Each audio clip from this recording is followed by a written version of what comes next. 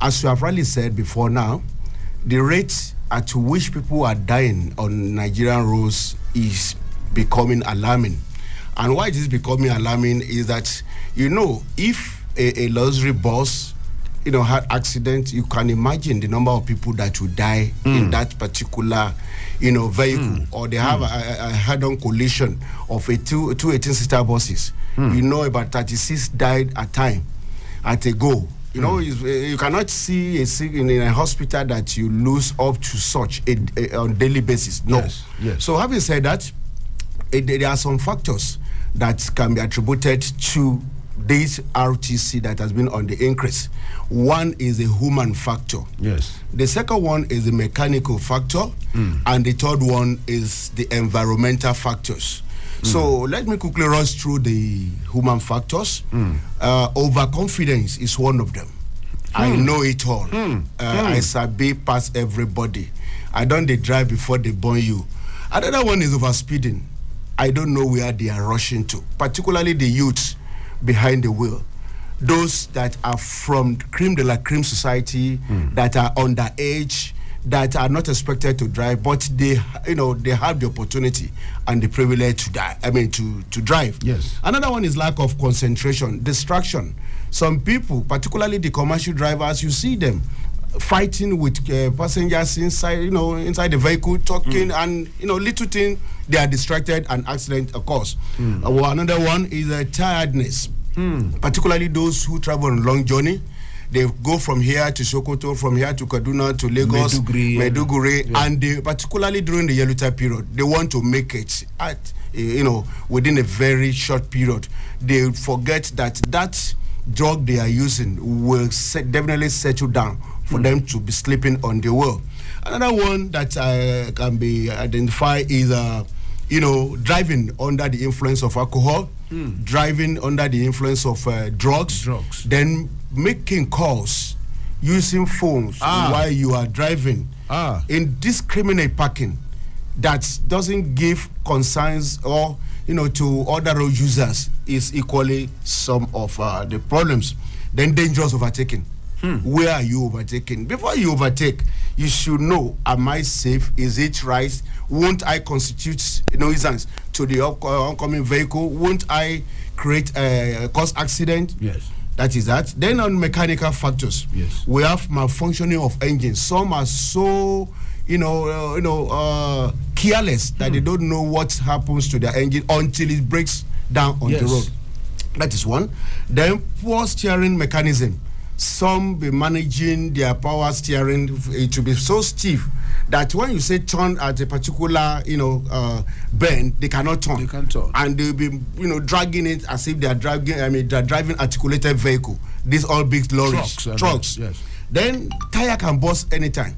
And what causes this is that majority of the vehicles you see on the road these days, particularly the commercial drivers, they patronize Tokumbo tires, and Tokumbo tires have been left in the Western world, in the sun, in the rain, and they now package it down to Nigeria or Africa here. Before you know it, they say it has grip. Meanwhile, they forgot that there is manufacturing date, there is expiring date, and this can cause calamity on the road. Another one is brake failure. When you don't even look at your vehicle before you leave your house in the morning, how will you know whether there is brake fluid in the vehicle? When you look at all these things, you would definitely know that I need to top this. I need to top the radiator water. I need to top the power steering fluid and all those ones. Then failed wipers, particularly now that we are in the raining season. Yes, it is very, very important. Don't neglect it. It is when you are going at times, you will see heavy rain. Then you will see some drivers. You will see them with a handkerchief, with cleaning. You have at times you have the wipers, and the wipers are not functioning well. At times, when you have the wiper functioning well, the rain overwhelm the wipers. We're no good. We no have at all. And another one is excess exhaust fumes. Some their engine are worn out, and when they are going, they are constituting a nuisance to those coming behind them. They cannot even see the what is going on in front of them, particularly in the night. And if you look at such vehicles, they are so neglected that they don't even have brake light, rear light, anything. Before you know it, the oncoming vehicle run into them. These are what causes this accident. Wow. Then defective light maintenance. Defective light maintenance. What does it cost, for God's sake, for you to buy bulb and put in your headlamps and all of that, and brake system, particularly during this rainy season? If somebody is coming from your back and you don't have rear light, you don't have brakes light, talk less of having the headlamp, you know, before you know it, accident will happen. Then bad horn. Wow. People thought it is very minute, it's a very insignificant, but when you don't have horn and a articulated vehicle is reversing, and you are saying, I am here, I'm sorry, I'm here, I did here. Before you know, he don't see you, he don't run over you. Then absence of rear mirror. Some doesn't have mirror. If we are telling you on the road traffic management, like the VIO, the road safety, we are telling you, do this, it's just for your own sake. It's not for any other person. Like somebody who bought a vehicle worth about 10 million naira or 5 million naira, and they are begging you to buy via institution. The day the vehicle will get burned, that's the day you will know the difference between black and white and color television. Now, so yes, go environmental factors. Yes, the environmental factors includes, you know, the potholes we have on our roads. But kudos to the government of FCT and Nigerian government. They have been trying all they could to make sure they work on these potholes. But still, where you have it, that as a driver, you need to at least exercise some level of patience. Don't run into any potholes. When you run into any potholes, definitely the tire may burst. Definitely the power steering may hook. Anything can happen. Anything can happen. Right. Then sharp bends.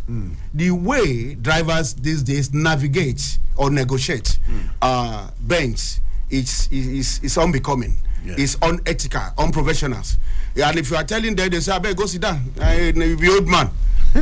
And before you know it, he done somersault, sugar, he don't die. I will say na stepmother do am. And so now that's why you tell us say you no go come back today. Yes. And nobody is running after anybody. Sure understand. Then another one is undulating road surface. You know, there's structural defects on the roads that are constructed. And God see demand that when you see such, you know, taking for instance from Yanya, yes, sir, via the barracks, when you come through Asokoro roundabout, you will see that all the roads there are bad. They'll be doing undulating like that. Sure understand? So we are calling on the government too that place is long overdue for repairs. Sure understand? Then another one is rain. Rain is environmental. It's natural. You cannot fight rain. You cannot fight rain. It is God that's sending down the rain. Yes. So in this case, if you know you cannot drive during the rain, better find a better place to park. And when you park, put on your hazard light so that they will not come and run over your vehicle. That is that. And if you know you cannot drive during the rain in the night, don't go out at all. And if you go out, you are met up with the night, just park and look for alternative means of getting to your respective destination, so that you will not say, had I known. That should not be our portion. Then the foggy weather. Yes. Fog weather. That's another environmental factor. During Harmattan season. Yes. It can come anytime. It's Baba God that is doing it. You cannot rule it out. Somebody that is leaving the house in the morning will not put water on the screen to even to clean glass. And he's not even looking at the wiper. Along the line, it met such a weather condition. What is he going to do? I say, I say it's Sabina driving under blood effusion. Before you know it, those are the vehicles you see along airport road and all these are expressways in the ditch there because they are lost. They don't know what to do. Then in the night at times, when the road is calm, like around 11, 12, when you are driving, you will see the lights the glare of the light, you will see that if you are not a professional, you cannot drive well. It will see as if everywhere is level. So you need to, apply some expertise. Yes. So that you can, and you need not to run too much. If you overspeed, definitely you will find yourself, where you don't want to see yourself. Then Harmattan itself, Harmattan dust. Yes. Harmattan dust is very dangerous when you are driving.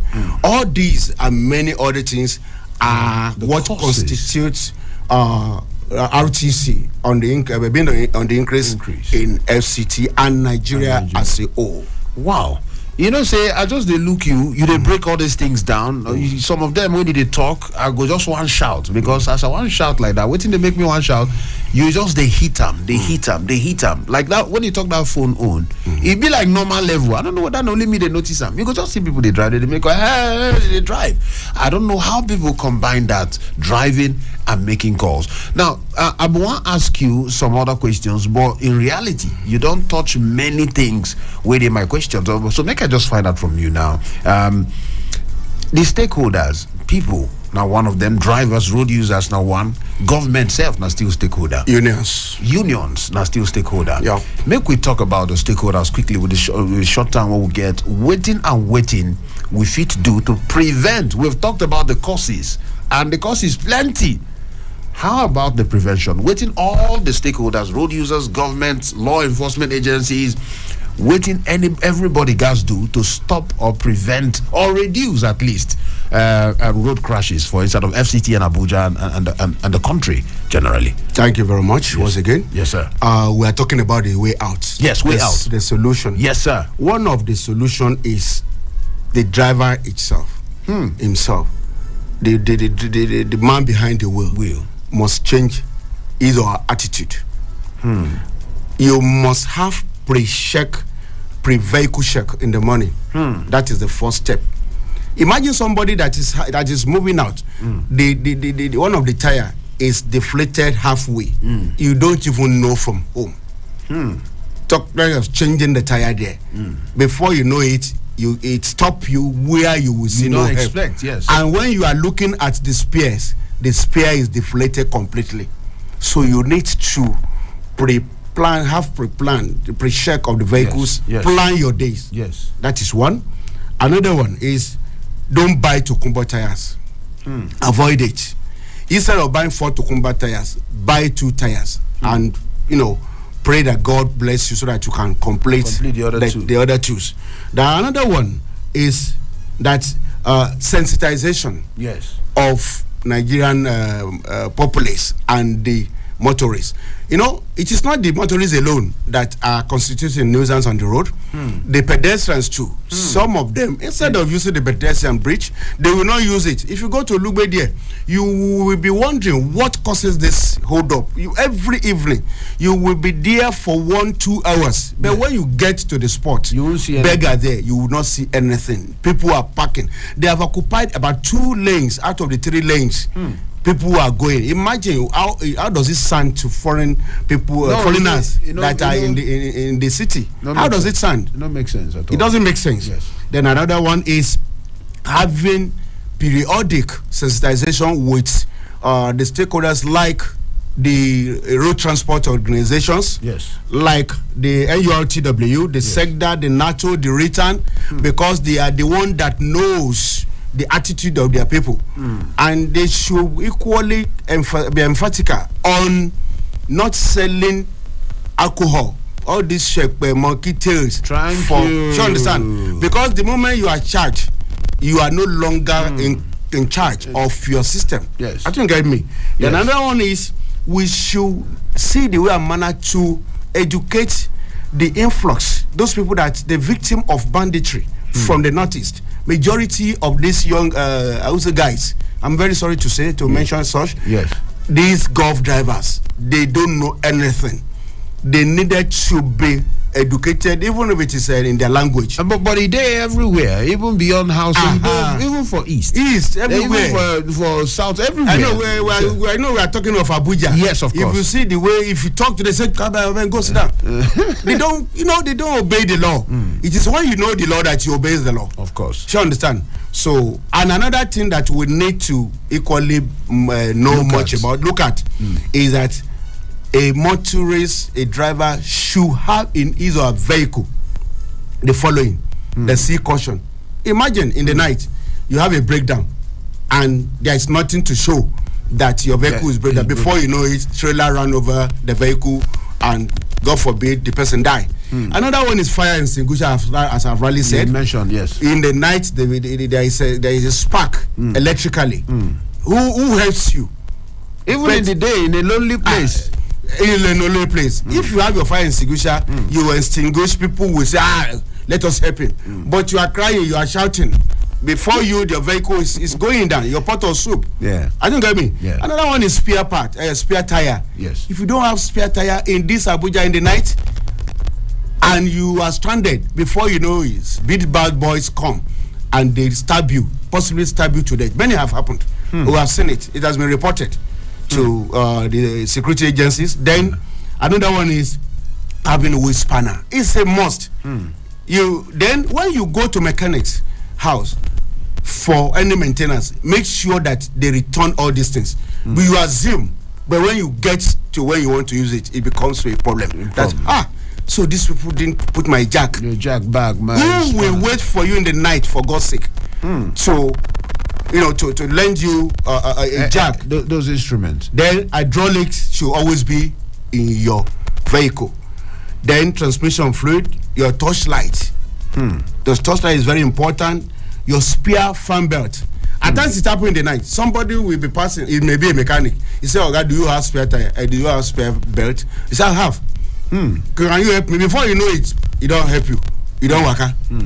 You are safe of all forms of embarrassment and attack. Yes. Just because someone has a spare, then you must have a tow rope. Somebody, I'm stranded. I don't know mechanic. I don't see. I can't see. Do you have a tow rope? Okay, tie it. Let me go. Let me help you. So a place that you can be safe. Then wedge. In the night, if you are looking for stone to wedge, you will not see. you will work out for about 30 minutes. You will not see. Looking for stone. You will not see. Yes. It may not be stone really. Just put something like a plank or small niche one. Yes. As I'm talking to you, I have everything in my car. In your car. Have it. Then finally, are you licensed to drive? If you are not licensed to drive, you don't know the words of what you are holding. This one is even it's supposed to be the first thing. You must be licensed to drive. If you are not licensed to drive, you are a killer disease already. You are a killer on your own. You must have the driver's license, because when you have the driver's license, you must have passed through the processes, the stages. You must have been well educated and well informed that these are do's and don'ts of what you are going to engage yourself in. Take for instance somebody that is making call. And let me educate you further. Yes. That on use of phone. Yes. We don't say you are making call. Use of phone. Use of phone. The moment maybe you are in traffic, the light has stopped you. The traffic light has stopped you. Then you now hold your phone. Let me look. Who called me? You are making use of the phone already. Some people will be crying in the office, say, "I don't use the phone now. I don't know. I can swear with my blood." I didn't make call. But I didn't make call. Say, I truly hold the phone. I said, that's good. Use of phone. Use of phone. Wow. It is not making call alone. Wow. Use of phone. If you be say they chat or anything, or you they check something. Some they are in front of the traffic light, and they will say, "After all, I'm still waiting for the traffic." They will be looking at the phone. People will be honing. I mean, booming with their horns. Let's go now. What's happening? What's happening? Before you know it, while start fighting. You understand? So all these things are. It boils down to attitude. So we should change our attitude. Our mentality, our orientation should be changed. If we do our own portion, our own part of all we are saying that Nigeria is not good, it's not moving forward, government will definitely do their own. So I think that is. Hi.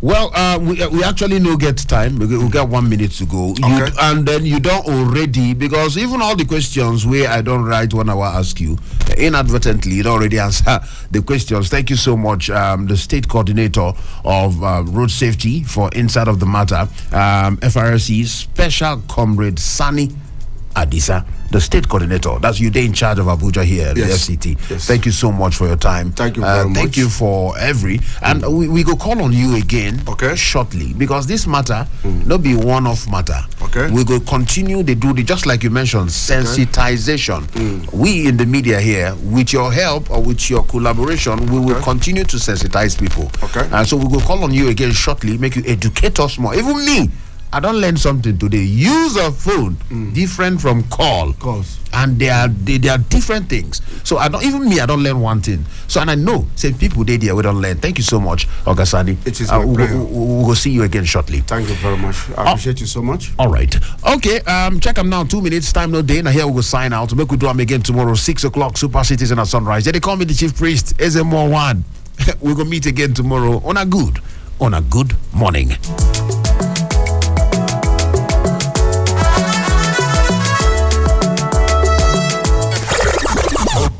Wake up.